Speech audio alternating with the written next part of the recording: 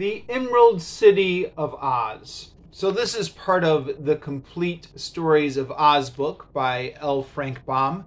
I'm reading through these Oz stories with Dane Cobain over at Dane Reads. I'll link to his channel in the description down below. And we are now at book number 6, The Emerald City of Oz. So as I've mentioned frequently in my reviews, this is my second time attempting to get through this collection. The first time I tried it about 5 years ago, I got bored and stopped halfway through. And I actually stopped in the middle of the Emerald City of Oz. So this is, now that I've completed the Emerald City of Oz, I am now into new territory. The beginning of this book I had read before 6 years ago, not the end of it. And now that I've finished it, I've read the end of it for the first time. And then from here on out, everything's going to be new to me. So, this was supposed to be L. Frank Baum's last book in the Oz series. There have been hints before this that he really wants to stop doing the Oz books. In the forewords to one of these books, I forget which one it is, he says, okay, kids, don't forget I've got a lot of other stories I want to tell you, so remember to buy my other books as well. And then in The Road to Oz, he does this massive crossover with characters from all his other books. Some people have argued cynically that he's trying to boost the sales of his other books so he doesn't have to write Oz anymore. And then he gets here to the Emerald City of Oz and he says, okay, this is the last one. The story ends with Oz becoming invisible to the rest of the world, and he gets a letter from Dorothy saying, I'm sorry, there will be no more letters from Oz now. We're all happy living here. And maybe you can tell stories about something else. But his other books never did pick up in sales. So he ended up coming back to the Oz series after all a couple of years later with book 7, which is why there's still a lot more of this book to get through. I've seen a number of reviewers compare it to Sherlock Holmes. How Arthur Conan Doyle attempted to kill off Sherlock Holmes and ended the series, only to bring it back again when it was clear that this was all his readers wanted to read from him. It looks like L. Frank Baum was in the same situation.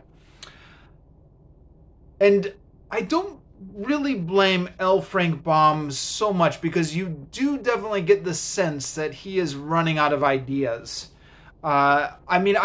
There are plenty of other stories that could be told in the Oz land. It's a completely fantastical land. The sky's the limit on any kind of stories that you want to tell. But he has limited himself to wander around and encounter strange creatures type stories, which is beginning to wear a little bit thin on book 6 now. This book actually, it does have a few interesting things going on it. One thing is it's got a dual plot structure. So there's two things going on at once. There's the Gnome King and his general who are plotting how to take over the land of Oz. And then there's Dorothy and her aunt and uncle who are settling in Oz and wandering around and encountering strange things. Wikipedia, the Wikipedia entry for this book phrases it rather oddly. It says, this is the first L. Frank Baum Oz book to use a dual structure. And that makes me think that perhaps some of the later books will also make use of that dual structure. But I guess I'll have to read along and see how the other books turn out. But at any rate, this is the first one. The structure has not been used before. So you've got the Gnome King, who way back in book 3, Ozma of Oz, Dorothy and Ozma took his magic belt from him. So he wants to get his magic belt back. Now the problem is Oz is separated by a deadly desert, which separates it from all the other magical lands and also protects it from all the other creatures around. But the Gnome King and his gnomes are all diggers. They live under the mountain and make tunnels. So they're going to tunnel under the deadly desert and then invade the land of Oz. The problem, though, is that the gnomes can make the tunnel, but they're not fighters. So the Gnome King are actually one of his generals. What was the name of the general? General Guff or something like that? Is going from land to land to recruit all these evil creatures to join him in in their plot to take over the land of Oz. And it's a rather repetitive plot. These Oz books can be a bit repetitive.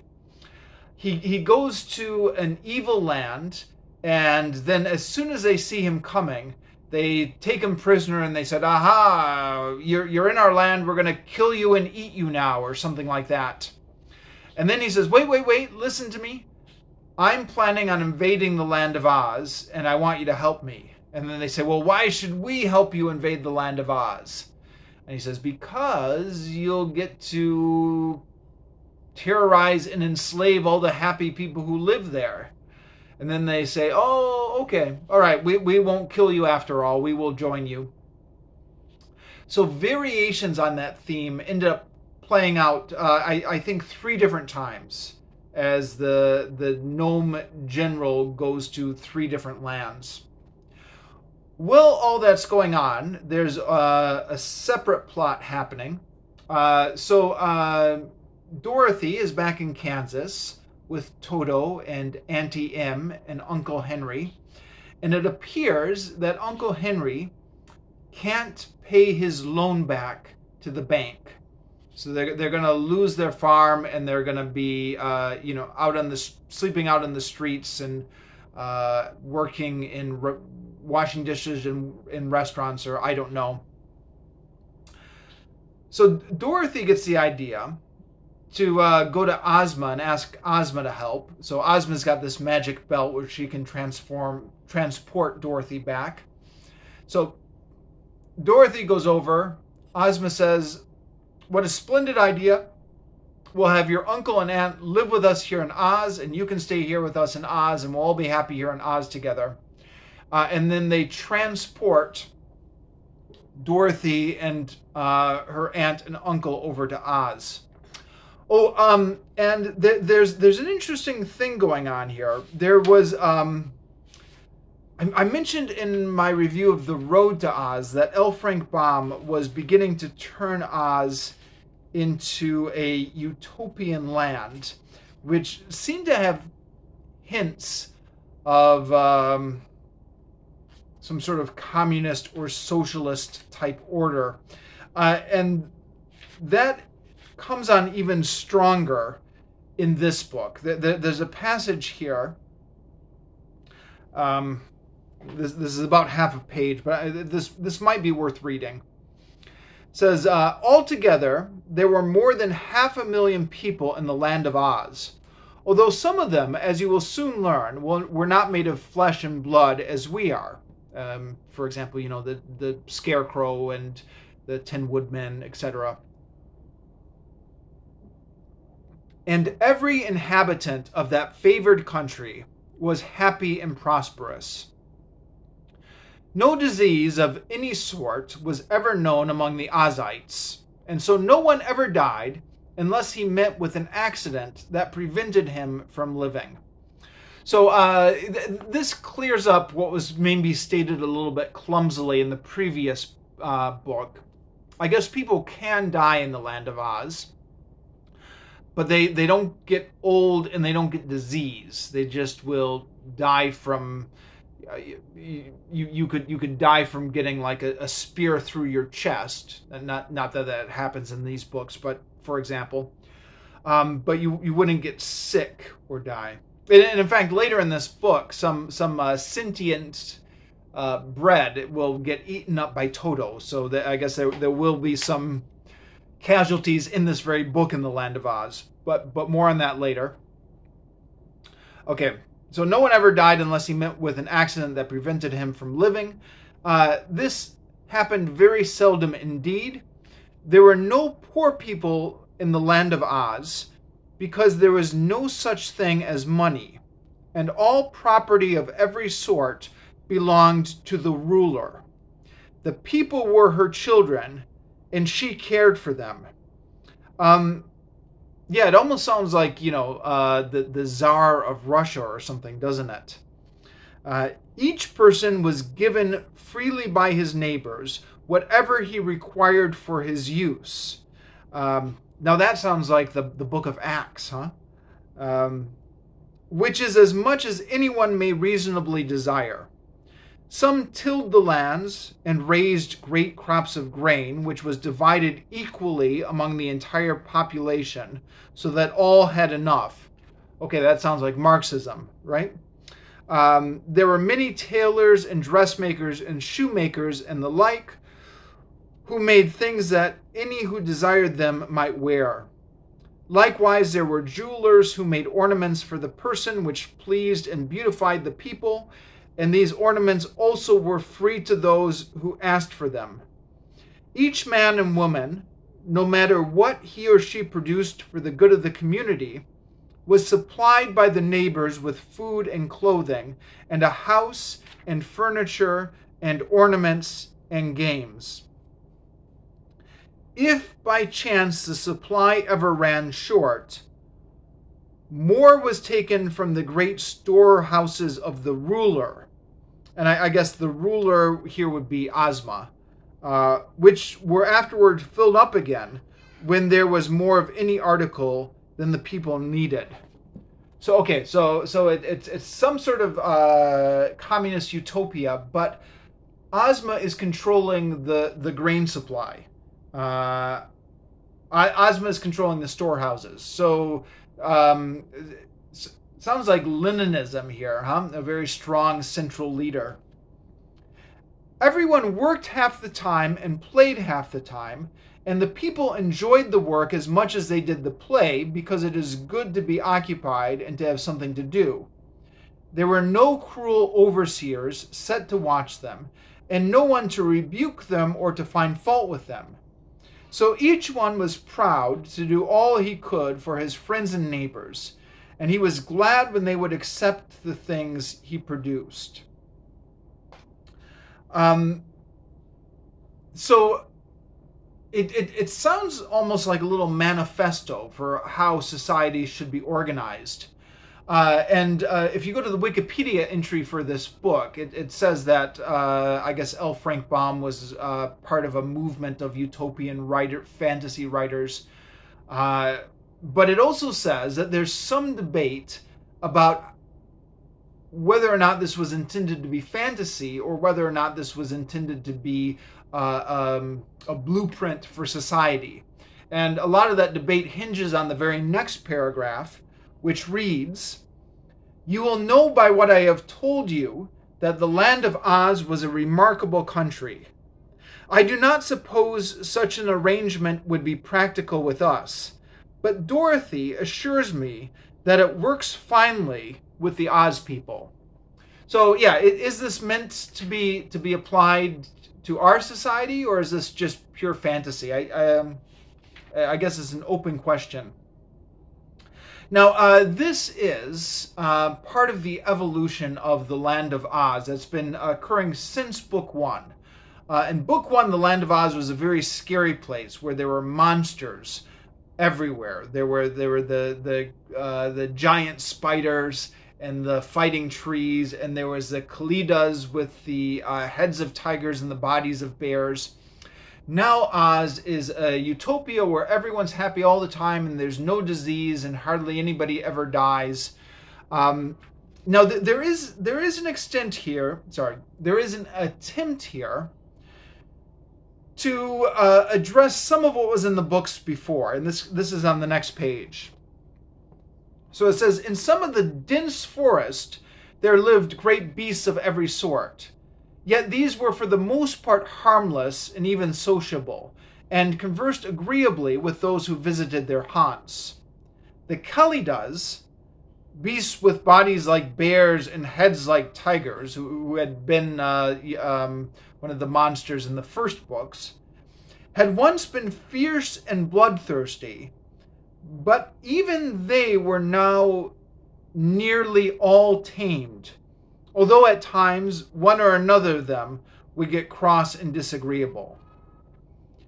Not so tame were the fighting trees, which had a forest of their own. The fighting trees, again, from the first book. Okay, so there are still some disagreeable creatures in the Land of Oz, but by and large, it's a happy little paradise. And this is the evolution that L. Frank Baum has been going on, where, at first Oz was a big adventure overcoming all the monsters, but now I think what's going on is he wants to create like a happy vision for children. He doesn't want to write children's books about scary places. He wants to write children's books about wonderful, peaceful places to give the children something to hope for, or to calm them, or to brighten them, or whatever. It is what I suspect is behind this evolution. But it's a bit odd, because over on the other plot line with the Gnome King and all the monsters, there are all these terrible monsters and the Gnome King, who are all threatening to do all these nasty things to each other. Where was it? Like,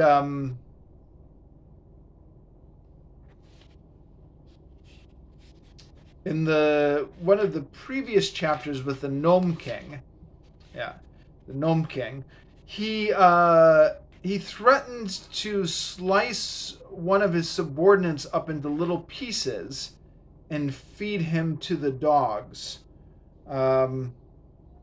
So that image of somebody getting sliced up alive, I think it was.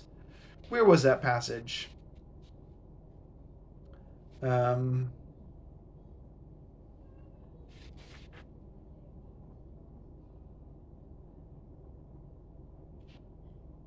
Sorry, it was somewhere in here. So that juxtaposition between like the happy paradise that Oz is supposed to be built up on, and all these frightful creatures on the other side of the desert, and this general who's in danger of should he fail on his mission, getting sliced up into pieces and fed to the dogs. It's an interesting tonal juxtaposition. Anyways, Dorothy and Aunt Em and Uncle Henry get transported into the Land of Oz, where they are going to live permanently now. And when I read that, I thought, okay, well, that's convenient. Because every story so far, we've had some ridiculous and contrived way of getting Dorothy to the Land of Oz. Now Dorothy and her family are just going to be living in the Land of Oz, so future stories can just start right up in the Land of Oz, and we don't have to deal with how did Dorothy get over there. Except this was supposed to be the last book in the series. So L. Frank Baum was not intending to set anything up, but I suspect this will be convenient for the sequels nonetheless. So Dorothy goes and she meets all her old friends from Oz again, and this is the part that normally happens at the end of the book, but here it's happening all throughout the middle of the book. The cowardly lion, the hungry tiger, the hen Belina, the wogglebug, all the other characters. She's meeting and introducing Aunt Em and Uncle Henry to, and there's really not much of a plot going on here, except Aunt Em and Uncle Henry are getting a bit bored. So Ozma recommends that they take a tour of Oz. And so here we get to the staple part of all these Oz books, wandering around and encountering strange things. Now, to be fair, there are a lot of interesting, strange things that they encounter. Um, they go to this Mrs. Cuttenclips, which is a whole town made out of paper dolls. Like those dolls you cut out of paper. And it turns out that Glinda the Witch has, for some reason, granted the power of life to these dolls that this girl creates, Mrs. Cuttenclips. So she can cut out dolls out of paper. Glinda the Witch has made it to be magic paper. And then the dolls are walking around and have the power of life in them. But of course, they're just paper. So the slightest breeze will blow them over. And they're so worried about the visitors walking through their land and creating breezes. And then the Shaggy Man being one of the characters introduced in the previous book, he's on this trip now as well. He sneezes and he blows them all over. It reminds me a bit of the what was in the very first book, The Wonderful Wizard of Oz, the land of the China people. China, not like Chinese, but like China, the plates, the material. So a whole land of people made up of China who are constantly worried about getting cracked or chipped. And the visitors walk through their land and they're so scared that they're going to upset things. So the similar thing here with the land of the paper dolls. And it's like, well, why did Ozma even send them over there? That's just going to create trouble. And then they go to a land with the puzzle people, who are people who, whenever anything happens, they just fall apart. And you have to put them back together as a puzzle. And Aunt Em gets so frustrated about it. She says, "Why do you fall apart?" And the mayor of the town says something like, we don't criticize your personal quirks. If we happen to want to fall apart, what is it to you? People like putting us back together. It amuses them. So apparently some of the munchkins will come over and put them back together in their spare time, just like people will work on a puzzle. And then, I almost forgot to mention this. They go camping, and it turns out that the Wizard of Oz now, who since book 4 has been living back in the land of Oz, the Wizard of Oz now has magical powers, which I didn't really like. I thought, oh no, don't give him magical powers, because his whole thing was that he had tricked everyone into believing he was a wizard, but he wasn't really a wizard. He was like a stage magician. He was an illusionist. But now in this book, it turns out that he's been getting lessons from Glinda the Good Witch. So the gang is all out. It's the middle of the night. They're like, where are we going to get some food? Where are we going to sleep? And he's able to magic up some food for them. And then he's able to magic up some tents and places to sleep. And I thought, okay, well, first of all, we're spoiling the character of the wizard now, because we've already got magic people in Oz. We already have Glinda the Good Witch. We don't need too many magic people. The wizard's whole thing is he was supposed to be a master trickster, but he didn't really have any real magic powers. And now that we've given him all these magic powers to create food and tents, how are we going to have dramatic tension in the rest of these stories? There's just too much magic already going on between Glinda the Good Witch and Ozma and her magic belt, and now the Wizard of Oz has magical powers. But the Wizard of Oz now has magical powers. And then Dorothy and Toto and Bellina the hen wander off in the morning and get lost and encounter a bunch of strange lands, like Utensia. I think it's Utensia, where all the it's a land in the land of Oz, where all the utensils are alive. So the knife and the fork and the spoons and the the strainer and the cleaver, and all of them are all alive and they're all talking, mostly in puns. And then Dorothy leaves that land and she goes to Bunbury, which is a land where all the bread is alive. So you're walking along and the everything's made out of bread, and all of it is alive. So the mayor is made out of bread, and the townspeople are made out of bread.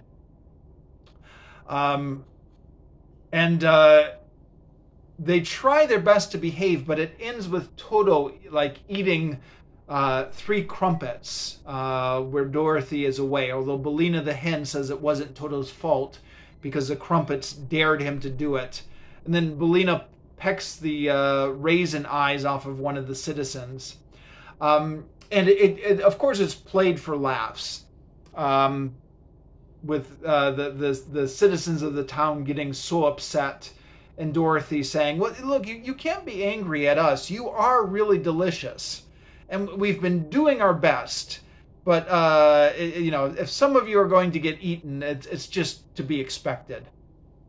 So it is played for laughs that way. Mary Ness, who's done an excellent series of reviews for this series of books on Tor.com. I'll link to her reviews down below. Said that it's really quite horrifying when you think of it, the terror that was brought to this little bread town. But if you don't think about it too hard, then it is just something that is played for laughs. It reminds me a bit. Do you remember that movie that came out, 3 or 4 years ago called, what was it called? Sausage Town or Sausage Story or something like that? This movie that was kind of a parody of the Pixar movies, where all the hot dogs and all the buns were alive in the supermarket, but then they found out that the people were actually going to eat them, and it turned out that this happy little Pixar type world that they thought they were living in turned out to be a real horrible world. Sausage Story, was that the name of it? Whatever that was, that movie was a lot of adult humor. So it was not at all what L. Frank Baum would have approved of, but it strikes me that L. Frank Baum, his humor is skirting pretty close to that. He's also operating in a world of, what if everything was alive?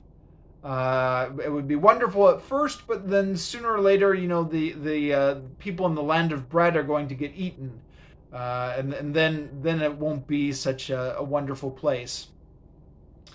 And again, like I said earlier, this clashes with a bit of what we had just set up at the beginning of this book, which is Oz is a perfectly happy utopia where nothing ever bad happens and it's all wonderful and stuff like that, until you let the dog into Bunbury Land. And then they go to a couple other places. There's Bunnyberry Land, which is a land full of rabbits, a town full of rabbits, with a rabbit king who doesn't want to be king. So there's a little story arc there. And then what are the names of the other towns? There's one town where everybody talks too much, which is called, what is it called? And then there's another town where everyone worries too much. What are the names of these towns? There's like the Flutterbudgets are the people who worry too much, and Rigmarole is a town where everyone talks too much. Then they meet up with the Tin Woodman, and then they find out that they've been wandering around. Oz is about to be invaded by the Gnome King. So that the Gnome King has been digging in his tunnels underground this whole time, but I guess Ozma knows about it because she's got her magic belt, and she also has her magic picture where she can see anything at any time. So she's known that this invasion is coming. she's not particularly worried about it. She just kind of laughs it off and says, oh, well, you know, whatever. And again, Mary Ness, in her review of this book, she's got a theme going through her reviews. And the theme is that even though Ozma is framed as a good and wise ruler by L. Frank Baum in the series, if you actually look at all her decisions, she never makes any good decisions ever.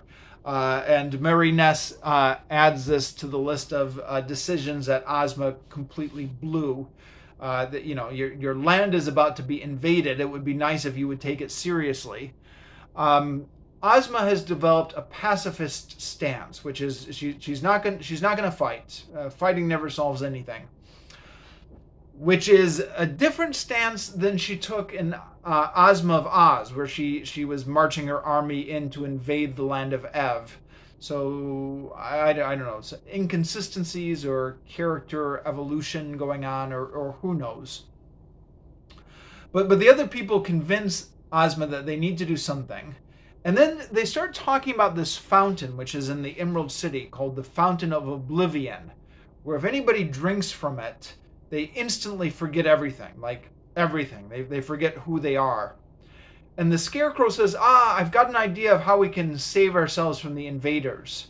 And everyone says, what is it? And he says, well, don't worry about it. Just go to bed and let me talk about it with Ozma. And it turns out, of course, that the plan involves using this magical fountain. So they transport dust into the tunnel. Ozma's magic belt allows her to transport matter, I guess, from anywhere to anywhere. So as the armies are marching through this tunnel, they get really thirsty, and then they come out and they drink the water, and they forget everything, and thus the land of Oz is saved. But then Ozma decides to make the land of Oz invisible. I think it's Glinda the Witch who makes the land of Oz invisible at the end for Ozma's request, so that no other peoples could ever find it again, and that they'll be safe from other invading armies. And then we come to chapter 30, how the story of Oz came to an end. The writer of these Oz stories has received a little note from Princess Dorothy of Oz. Oh, Ozma made Dorothy a princess, which for a long time has made him feel rather disconcerted. The note was written on a broad white feather from a stork's wing, and it said, "You will never hear anything more about Oz, because we are now cut off forever from the rest of the world. But Toto and I will always love you, and all the other children who love us. Dorothy Gale." This seemed to me too bad at first, for Oz is a very interesting fairyland. Excuse me. Still, we have no right to feel grieved, for we have had enough of the history of the land of Oz to fill 6 storybooks, and from its quaint people and their strange adventures, we have been able to learn many useful and amusing things. So good luck to Dorothy and her companions.